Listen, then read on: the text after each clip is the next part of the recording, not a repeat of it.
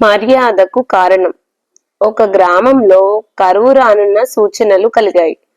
ఆ గ్రామానికి చెందిన ధాన్యం వ్యాపారి ధాన్యం చవకగా దొరికే దూర ప్రాంతానికి బయలుదేరాడు. అతని వెంట చెప్పులు కుట్టేవాడు, తోళ్లు కొనుక్కు రావటానికి తాను కూడా బయలుదేరాడు. దారిలో ఒక ముని వారికి ఆతిథ్యమిచ్చి వర్తకుడికి హెచ్చు మర్యాద చేశాడు.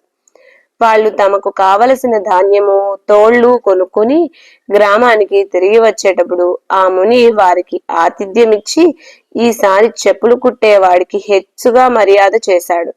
ఆయన అలా చేయటానికి కారణమేమిటని వారిద్దరూ మునిని అడిగారు. వర్తకుడా, నువ్వు వెళ్ళేటప్పుడు వెళ్ళే చోట చక్కగా పంటలు పండి సుభిక్షంగా ఉండాలని, ధాన్యం పుష్కలంగా ఉండాలని కోరుకున్నావు. ఈ చెప్పులు కుట్టేవాడు అక్కడ కరువు వచ్చి ఉండాలని, గొడ్లు అధిక సంఖ్యలో చచ్చి ఉండాలని కోరుకున్నాడు. అందుచేత నీకు ఎక్కువ మర్యాద చేశాను.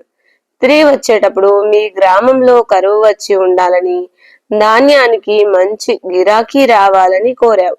చెప్పులు కుట్టేవాడు గ్రామం అంతా సుభిక్షంగా ఉండి అందరి వద్ద పుష్కలంగా డబ్బు ఉండాలని కోరుకున్నాడు.